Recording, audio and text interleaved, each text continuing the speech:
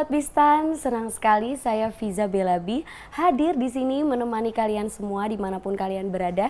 Dimana lagi kalau bukan di Bistan, bincang seputar pertanian. Waduh, mungkin ini Sobis pada bingung kali ya, loh kok ada Bella di Bistan, ngapain nih gitu ya kan. Biasanya Bella kan selalu ada di acara Ngobras on the Spot. Selalu panas-panasan, kita ke kebun, ke sawah, keliling-keliling bersama para petani dan penyuluh gitu. Kok tiba-tiba ada di Bistan? Nah memang kali ini edisinya spesial nih Sobis nih, luar biasa. Dan tentunya tema kita pada episode kali ini adalah penyuluh bangkit. Waduh, luar biasa ya. Apalagi ya Sobis, Bistan ini selalu identik dengan narasumber yang kece. Wah, penasaran kan siapa nih narasumber yang kece? Oke, langsung saja. Tapi sebelumnya ya, Sobis ya, Bella mau curhat sedikit dulu nih. Sedikit aja ya. Karena kan Bella ngerasa bahwa akhir-akhir ini itu cuaca sedang tidak menentu gitu. Panas, tiba-tiba panas sampai 40 derajat, terus tahu-tahu nanti hujan gitu. Apalagi kan harusnya pada bulan-bulan Desember ini tuh sudah mulai hujan setiap harinya. Tapi kenapa kemarin-kemarin kita masih mengalami yang namanya panas berkepanjangan gitu ya. Kenapa gitu? Ada apa? Apakah ada hubungannya dengan yang akan Bella tanyakan pada narasumber kita yang kece kali ini?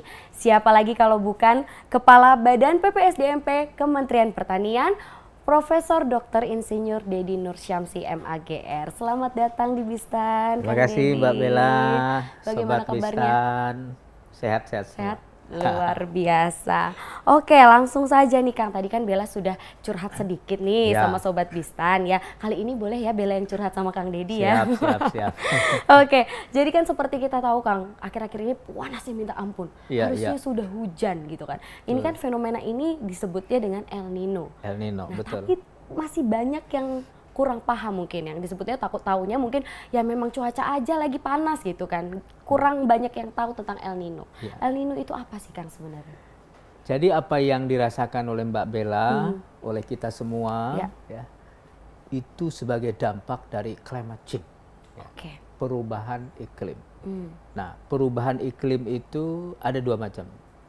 Ada El Nino, nah itu biasanya kemarau berkepanjangan. Ada La Nina. La Nina itu indikasinya banjir di mana-mana.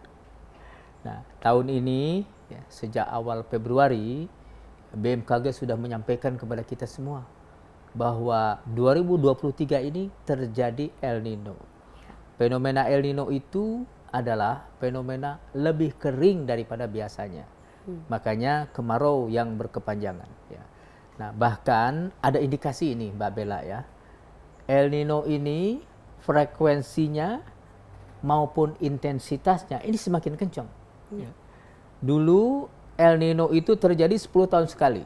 Ya. Sekarang 5 tahun sekali, bahkan tendensi 3 tahun sekali. Begitu pula La Nina. Ya. Nah, kemudian yang kedua, dulu yang namanya El Nino itu paling 4 bulan sampai 6 bulan. Ya. Nah sekarang hampir 1 tahun itu. Nah, artinya ini durasinya juga semakin panjang, alias intensitasnya juga semakin kencang. Nah, sekali lagi, tahun ini kita mengalami El Nino sejak Februari, meningkat terus ya sampai dengan Oktober itu maksimal. Oke. Nah, memang disebutnya El Nino-nya itu tahun ini sebut El Nino gorila. Artinya Wow. El Nino yang memang ini tidak main-main ya. Ya. Ini bisa mengganggu produksi pangan kita, bisa mengganggu hidup dan kehidupan kita. Betul. Nah, itu yang harus kita tentu saja antisipasi ke depan, Mbak Bella. Ya.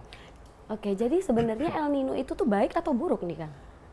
Itu tergantung kita menyikapinya, Mbak Bella ya. Oke. Di tempat-tempat tertentu, misalnya di lahan rawa lebak, ya, terjadinya El Nino itu menyebabkan ya, genangan air turun, Ya. sehingga lahan menjadi kering, bisa ditanami. Oke. Jangan lupa loh, El Nino itu identik dengan panen raya di Lebak. Ya, misalnya di Kalimantan Selatan, di hulu sungai utara, di hulu sungai selatan. Itu terjadi El Nino, panen raya dia. Begitu. Nah, ada juga yang memang merugikan. Terutama di lahan sawah tak ada hujan, di lahan kering. Ya. Ya. Jadi sumber pengairan kita sebagian besar itu dari air hujan. Itulah pertanian Indonesia.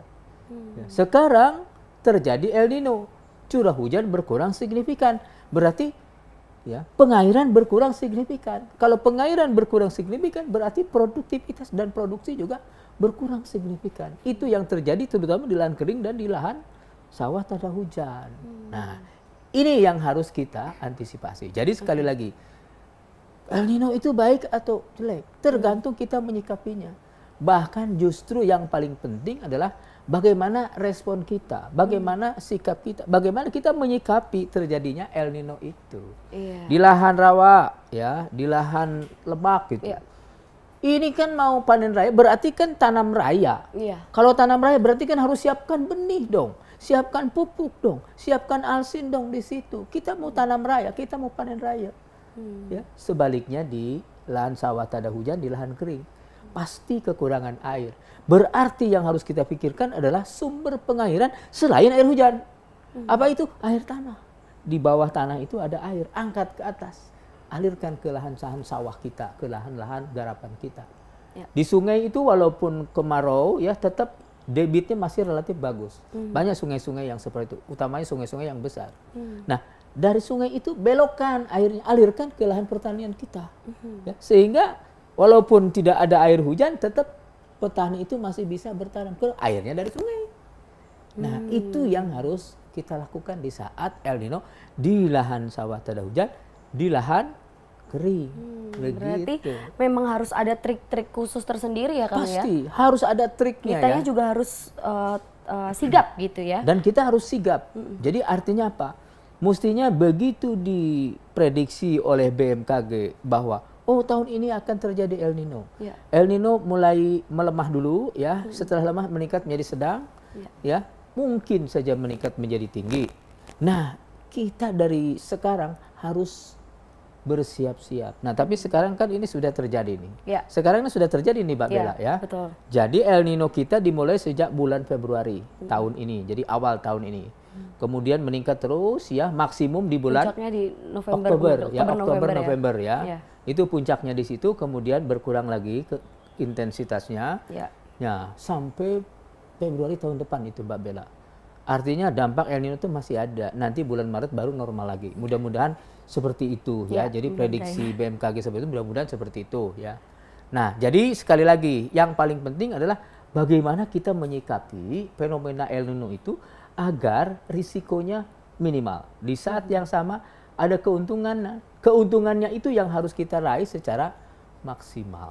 Tapi ada kemungkinan nggak Kang? Ini kan sekarang El Nino-nya berlangsungnya biasanya kan tadi beberapa bulan aja, ini benar-benar setahun dari Februari tahun ini sampai Februari tahun depan. Akankah ada kemungkinan lagi nggak mungkin nanti El Nino-nya akan mungkin jadi 1,5 tahun gitu? Mungkin nggak? Ya harapan kita tentu tidak terjadi ya. Nah, yang jelas BMKG itu prediksinya sampai dengan bulan Februari, masuk Maret itu kan normal. Tentu mudah-mudahan kita berdoa ya jangan diperpanjang lagi lah. Ini kan sudah 1 tahun. Bayangkan ini 1 tahun saja. 1 tahun aja sudah berdampak sangat signifikan ya biasa. untuk produktivitas dan produksi pertanian ya. Dan sekarang ya pemerintah sudah mencanangkan impor beras sampai dengan Februari 2024 3,5 juta ton. Nah, itu artinya apa? Produksi kita ini berkurang. Makanya kita harus impor. Ya, jadi prediksi BMKG itu ya, ada pemunduran ya musim hujan. Nah, kalau musim hujan mundur, berarti musim tanam pun mundur. Kalau musim tanam mundur, berarti panen pun mundur. Nah, itu mundurnya 1 sampai 3 dasarian, artinya 10 sampai 30 hari. 1 bulan loh mundur jadwal tanam kita. Berarti jadwal panen kita mundur 1 bulan. Lah perut ini apa bisa mundur? Nggak bisa. Ya nggak bisa kan? Tidak bisa. Makanya pemerintah terpaksa impor. Kenapa? Perut ini nggak bisa mundur. Begitu. Tiap bulan tidak kurang dari 2,6 juta ton beras itu kita makan secara nasional. Terus berarti kalau mundur 1 bulan, ya pemerintah harus menyediakan minimal 2,6 juta ton beras. Wow, seperti begitu, itu ya. Dampaknya itu luar biasa. Dampaknya sangat berasa sekali ya, berarti ya luar biasa sekali. Nah, berarti dengan adanya kejadian seperti ini nih Kang yang sudah kita alami, berarti harus ada solusinya dong. Harus ada solusi. Untuk meningkatkan produktivitas dan produksi lagi. Ya, harus, solusi itu harus. Nah, tadi kan sudah jelas ya Mbak Bella, gara-gara El Nino, produktivitas dan produksi ini kan berkurang. Bahkan pemerintah terpaksa impor sampai 3,5 juta ton beras. Betul. Ya kan? Lah, di saat yang sama ternyata negara-negara yang biasa jual beras, ya, eksportir beras, sebut saja India, Myanmar, Vietnam, itu menyetop jual beras keluar. Demi mempertahankan negaranya sendiri ya? Iya, untuk kepentingan warganya sendiri. Kenapa? Ini El Nino, dampak climate change ini mau terjadi sampai kapan? Tidak ada orang tahu. Tidak ada orang tahu ya. Ya kan? Betul. BMKG paling prediksi Ya, saja. hanya Tetapi prediksi. kepastiannya kan juga sulit gitu Betul. diprediksi. Nah, oleh karena itu, ya, kondisi seperti ini makin membuat kita ini kepepet. Bayangkan, di saat El Nino produksi turun. Di saat itu, ya, negara-negara eksportir beras menahan produknya untuk tidak dijual. Ya. Artinya apa? Meskipun kita punya duit, belum tentu kita bisa beli beras. Betul. Apalagi kalau duitnya nggak ada. Betul. Kan begitu. Nah, Betul solusinya itu ya Mbak Bella, ya. Mau tidak mau, suka tidak suka, kita mesti genjot produktivitas dan produksi pertanian kita. Wah, oke. Tahan dulu sebentar nih ya Kang Deddy ya. Nanti kita akan kupas tuntas lagi Oke. solusi dalam upaya peningkatan produktivitas dan produksi di pertanian Indonesia tentunya. Nah, jangan kemana-mana Sobat Bistan, kita akan kembali sesaat lagi.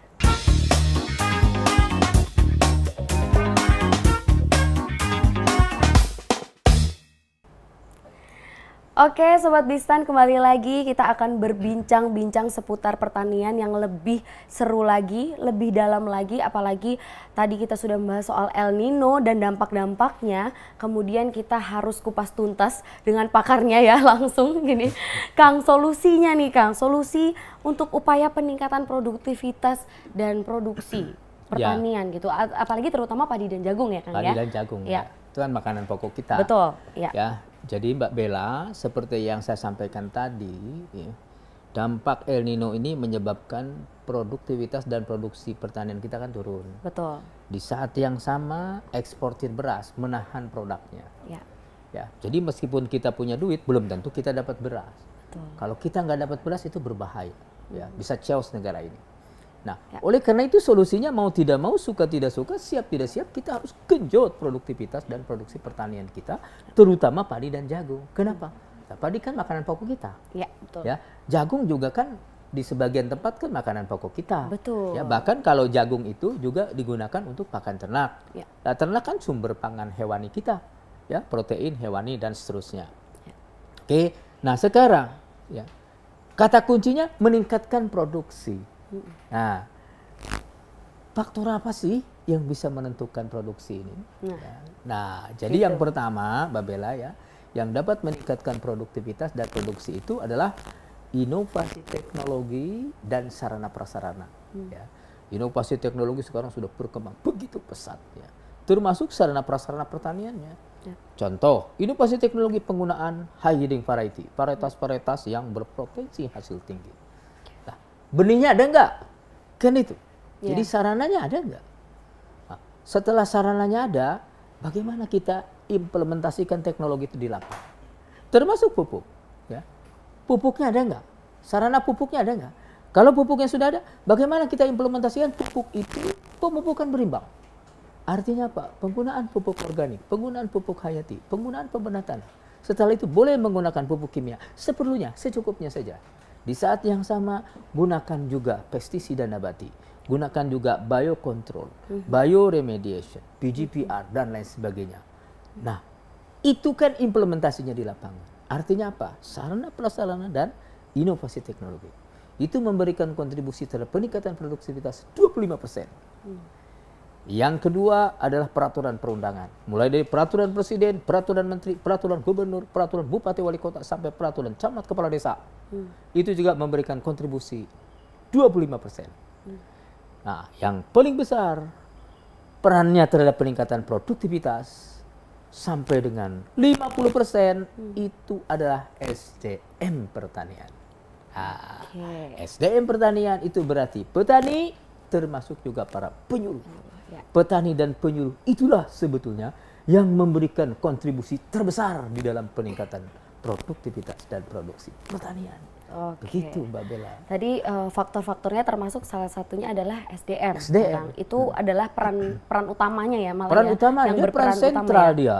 Oke, Ya, betul. nah bagaimana Kang caranya untuk meningkatkan produktivitas Ya. dan produksinya Nah, petani? caranya ya tentu ya yang harus kita pikirkan adalah kita harus membangun ekosistem agribisnis yang paripurna. Ekosistem agribisnis itu mulai dari subsistem agribisnis hulu, ya, penyediaan sarana prasarana, ya, termasuk juga di situ penyediaan modal, termasuk di situ juga penyediaan asuransi dan sebagainya. Masuk di on farm. Oke. Nah, on farm ini intinya adalah budidaya, mulai dari tanam sampai dengan panen itu adalah on farm. Nah, setelah itu ke hilir. Di hilir itu berarti ada olahan. Ya. Olahan itu berarti dari raw material, dari produk-produk pertanian diolah menjadi produk turunan yang memiliki value added yang lebih tinggi. Lebih hilir lagi packaging, lebih hilir lagi sampai pemasaran dan seterusnya. Nah, jadi bagaimana caranya meningkatkan produktivitas itu? Seluruh subsistem di dalam sistem agribisnis ini harus berjalan lancar, harus berjalan dengan baik gitu loh. Jangan sampai ada yang mandek. Ya, meskipun di hulunya bagus, lah di hilirnya pemasarannya mandek, gimana? Iya. Susah kan? Susah. Termasuk kalau di bawahnya misalnya pemasaran lancar, oh kuotanya kurang, masih bisa diperlukan. Tapi di hulunya produksinya ini terhambat, gara-gara misalkan pupuknya nggak ada. Produksi ini berkurang, gara-gara benihnya nggak ada. Iya. Nah ini yang harus kita perbaiki. Artinya apa? Jadi yang pertama yang harus kita pikirkan adalah pastikan bahwa sarana prasarana pertanian itu ada di lapangan, begitu. Ya, adanya itu harus tepat. Ya. Petani misalnya mau tanam, ini sudah waktunya tanam nih. Ya. Petani mau tanam, berarti benihnya harus ada, biar petani bisa langsung nyemai. Betul. Ya, di saat yang sama pupuk juga harus ada. Coba petani mau tanam, kan harus ada pupuk dasar. Betul. Pupuk dasar nggak ada. Dan jangan mimpi kita bisa meningkatkan produktivitas kalau sarana prasarananya susah begitu. Termasuk bibit juga begitu, termasuk asuransi juga, termasuk modal juga begitu. Ya. Jadi pastikan sarana dan prasarana pertanian itu tersedia di lapangan. Ya, tersedia, ya artinya ada 5 tepat kalau pupuk itu. Oke. Tepat jumlahnya. Tepat ya. jumlahnya. Tepat waktunya. Tepat ya. waktunya. Jadi kalau mau tanam itu pupuk harus ada di situ. Oh, Jangan sampai pupuk datang udah selesai tanam bahkan udah mau panen gak ada artinya. Gak ada artinya. Jadi betul, tepat waktunya. Kemudian tepat juga caranya. ya. Nah, bagaimana caranya cepat? Loh kalau pupuk itu yang benar, jangan dihambur-hambur begitu. Pupuk itu harus dibenamkan sehingga dia tidak menguap, sehingga dia tidak hilang. Ya. Begitu. Kamu bazir ya Kang ya? Tidak Bawa mubazir. kemana-mana. Nah, misalnya di lahan sawah ya, kita sebar dulu kemudian diinjak-injak dulu. Maksudnya biar dia masuk terbenam, kalau reduktif stabil dia, aman dia, tidak akan menguap dan juga tidak akan leaching, tidak akan lari kemana-mana. Jadi caranya juga harus tepat. Begitu. Nah, itu yang harus kita perhatikan. Iya. Nah, kemudian yang kedua ya, yang harus kita perhatikan itu adalah pastikan bahwa petani itu mengimplementasikan inovasi teknologi. Ya, nah, sekarang bahkan dulu kan Panca Usaha Tani ya, Mbak Ya. Bella belum lahir. Oh begitu. ya, belum ya. Dulu zaman Pak Harto itu Oh. ada namanya Udah lahir Kang, cuman masih kecil Oh, waktu itu ya. gitu. Namanya Panca Usaha Tani. Iya. Nah, Panca Usaha Tani itu ya kalau orang Jawa itu suka disingkat Rabi Gabah. Ra-nya itu rabuk, rabuk itu pupuk. Ayo. Ya, B-nya itu bibit. Iya. Ya. Ga-nya itu garapan, maksudnya Garapan. pengolahan tanah. Iya. Ya, kemudian ba-nya itu banyu, pengairan. Air, ya. Ya. H-nya itu hama dan penyakit. Nah, itulah Panca Usaha Tani. Dan Pak Harto dengan Panca Usaha Tani itu dia berhasil meningkatkan produktivitas 2 kali lipat loh Mbak Bella. Yang tahun 70-an itu ya produktivitas itu masih sekitar 2,2 2,5 ton per hektar. Begitu Pak Harto menerapkan Panca Usaha Tani di dalam waktu 14 tahun sampai dengan 1984 produktivitas naik menjadi 4,8 ton per hektar. Memang luar biasa. Nah, sekarang ya Panca Usaha Tani tentu masih sangat terdepan. Cuman sekarang Panca Usaha Tani plus. Nah, plusnya apa? Smart farming. Wah, itu iya, smart farming Mbak Bella. ini. Rata-rata sudah banyak petani kah yang menggunakan smart farming kan untuk sekarang ini? Kalau petani milenial banyak ya. ya? Memang kalau petani kolonial itu belum terlalu banyak ya. Jadi itu yang harus kita genjot ya.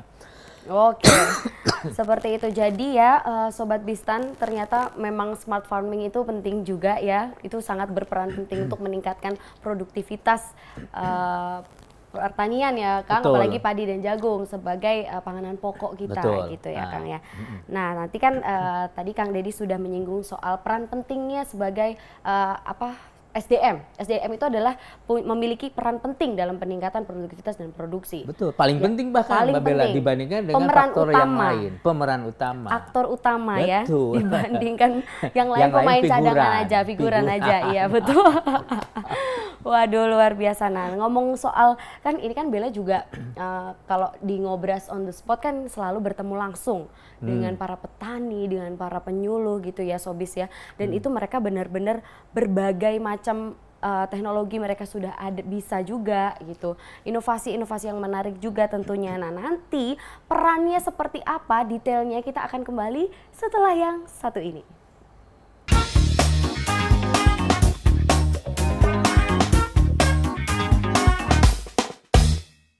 Baiklah Sobat Bistan, kembali lagi di Bistan, bincang seputar pertanian. Wow, ini tidak terasa ya, kita sudah memasuki segmen terakhir ya. Ini obrolannya yang sangat seru banget. Benar-benar relate sekali dengan apa yang sedang kita alami saat ini gitu ya Sobat Bistan ya. Dan di segmen terakhir ini tadi sudah disinggung oleh Kang Dedi sedikit bahwa peran pentingnya petani dan penyuluh itu tuh benar-benar sebagai aktor utama di bidang pertanian ini gitu ya Sobat Bistan ya. Nah, seperti apa ini Kang peran petani untuk meningkatkan produktivitas dan produksi dari padi dan jagung itu sendiri? Ya, jadi kan Mbak Bella tadi sudah saya sampaikan bahwa SDM itu, petani dan penyuluh itu memegang peran utama ya di dalam menggenjot produktivitas dan produksi pertanian. Yang lain berarti kan figuran. Sekarang pertanyaannya adalah bagaimana ini peran petani dan penyuluh mendongkrak produksi? Kan begitu. Petani itu kan ada pelaku utama, ada pelaku usaha. Nah, yang pelaku utama itu berarti ada di subsistem ya, on farm dia. Itu adalah pelaku utama. Nah, selain on farm, apakah di hulu, apakah di hilir sampai dengan pemasaran, itu biasa disebut sebagai petani pelaku usaha. Nah, bagi petani, ya, bagaimana caranya dia mendongkrak produksi pertanian adalah, ya, lagi-lagi sampai sejauh mana dia itu mengimplementasikan inovasi teknologi, ya, terutama yang disebut sebagai smart farming. Smart farming. Ya. Mau nggak dia menerapkan smart farming? Smart farming dari hulu sampai hilir. Smart farming dalam hal benihnya. Mau nggak dia mengimplementasikan high yielding variety? Varietas-varietas yang berpotensi produksi tinggi. Nah, di saat yang sama, mau nggak dia mengimplementasikan ya, inovasi teknologi pupuk dan pemupukan. Ada pemupukan berimbang, ada pupuk hayati, ada pembenah tanah organik, ada pupuk organik, ya, ada pestisida nabati, ada PGPR, ada bioremediator, ada juga biokontrol dan lain sebagainya. Itu kalau diterapkan secara baik, ya, pasti produktivitas dan produksi itu akan meningkat. Nah, tapi tentu saja jangan lupa, petani juga dia sangat tergantung kepada para penyedia sarana prasarana itu. Oh, dia mau pemupukan berimbang, ya, pupuknya nggak ada, terus gimana?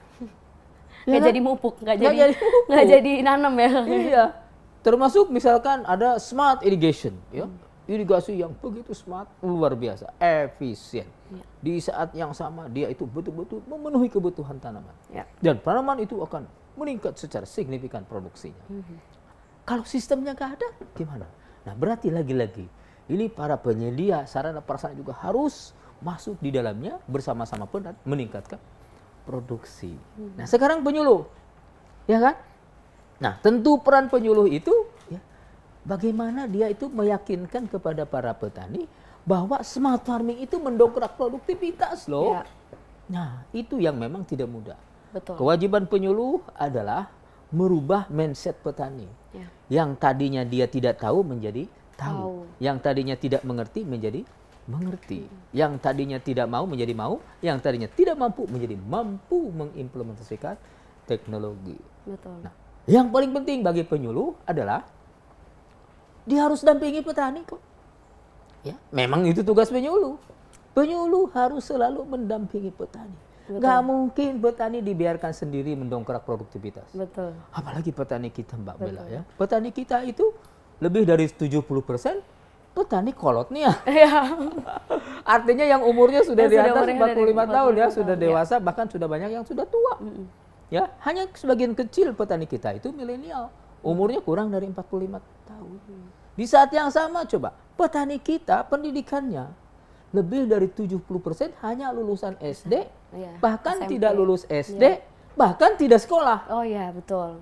Kalau petani yang sudah kolonial, Kolonial itu begitu. Itu ibaratnya dia kan karena keluarga, mungkin kan seperti memang anak petani gitu, dia petani. belajar.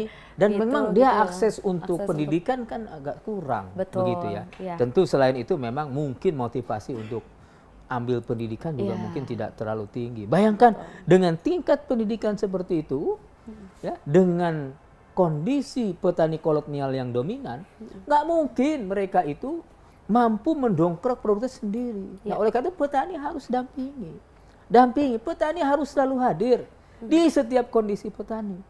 Petani galau gara-gara mau nanam nggak ada pupuk. Penyuluh harus hadir dong. Ya, tidak harus ngasih duit, tidak. Tapi hadir memberikan solusi. Pupuk kimia misalkan sulit, ya, bikin dong pupuk organik. Kasih tahu gini loh caranya bikin pupuk organik. Bikin dong pupuk hayati. Kasih tahu begini caranya bikin pupuk hayati. Ada pembenah tanah organik. Bagaimana cara bikinnya? Begini. Ya, ada juga pestisida nabati di situ. Ada biokontrol dan sebagainya. Itu yang harus disampaikan kepada petani oleh para penyuluh. Begitu. Artinya apa? Penyuluh harus selalu hadir. Termasuk di saat panen raya biasanya harga langsung anjlok. Bayangkan petani dia sudah berkeluh keringat sudah keluar bercucuran selama 4 bulan. Begitu panen, harganya anjlok. Yang dia sudah membayangkan gitu ya, nanti jual panen itu dapat duit banyak. Nanti saya untuk kebutuhan anak sekolah, untuk kebutuhan ekspektasinya misalnya. sudah tinggi. Ekspektasi sudah tinggi. Tapi harga anjlok. Bagaimana perasaan petani? Coba. Hancur sih ya. Hancur. Penyuluh diberi harapan palsu itu. Benar, penyuluh harus hadir.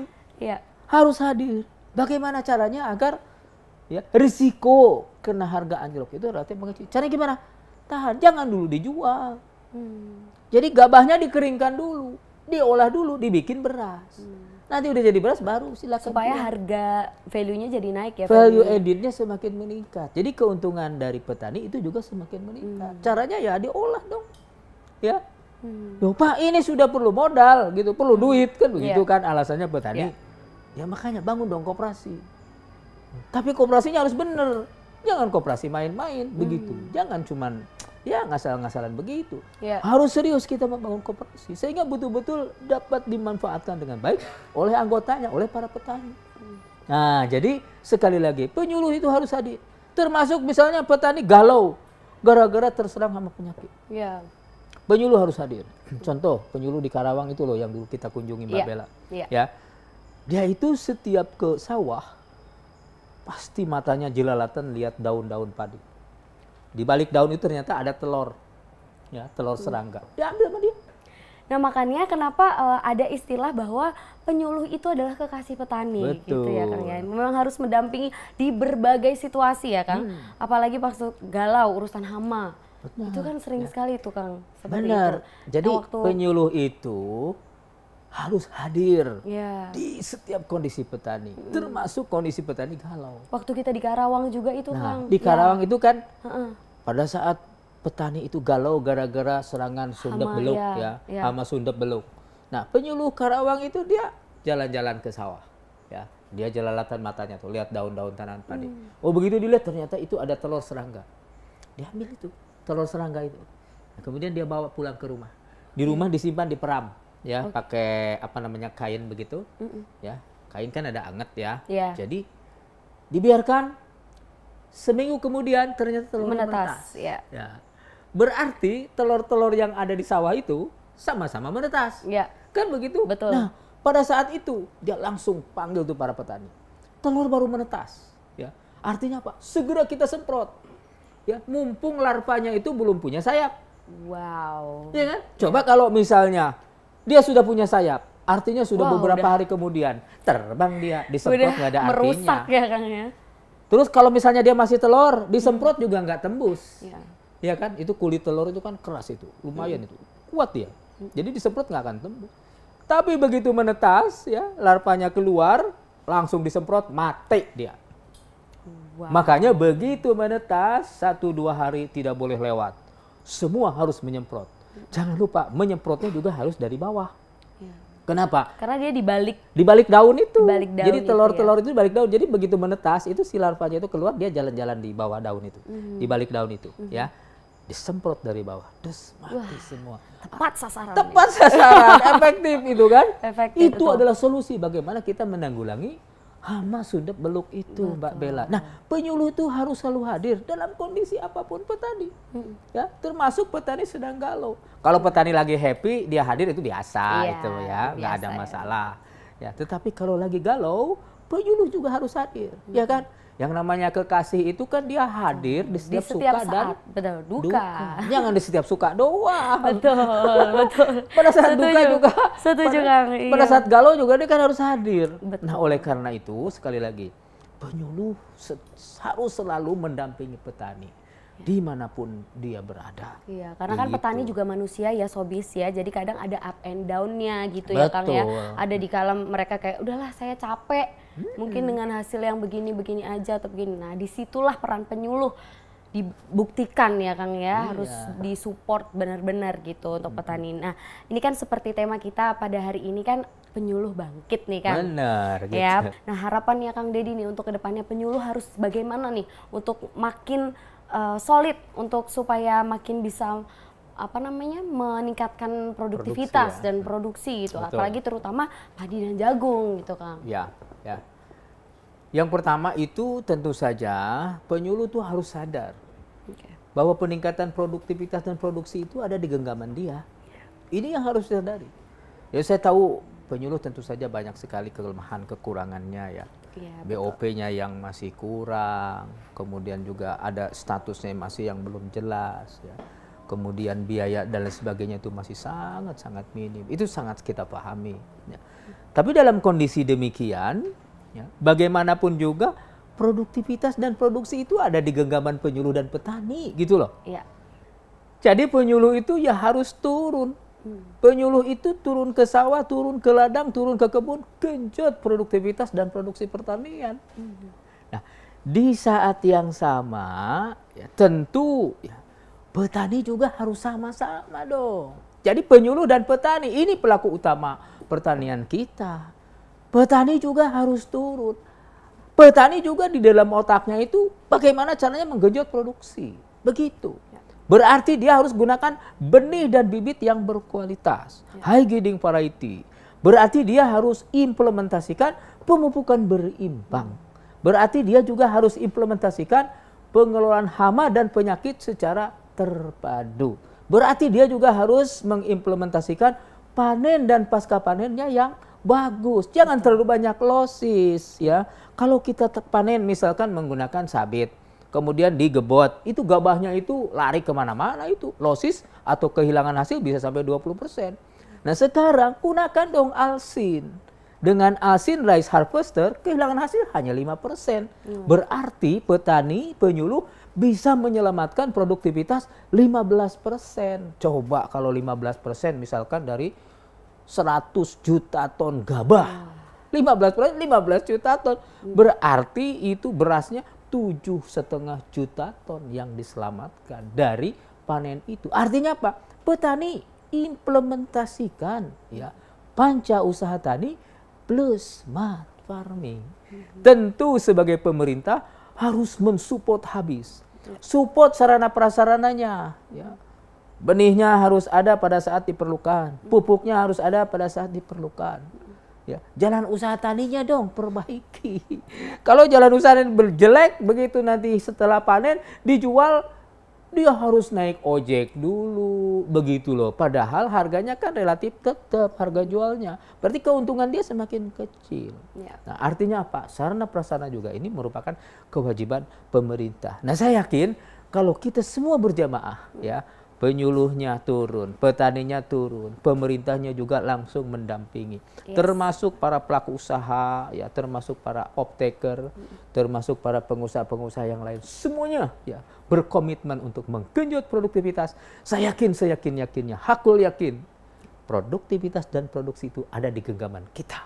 Jadi bukan hanya mimpi meningkatkan produksi itu, Mbak Bella, tapi betul-betul menjadi kenyataan. Berarti 2045 nanti siap untuk menjadi ladang pangan ya kan? Betul, 2024 minimal ada peningkatan produksi. Ya. 2025 minimal ya impor berkurang. 2026 kita harus swasembada.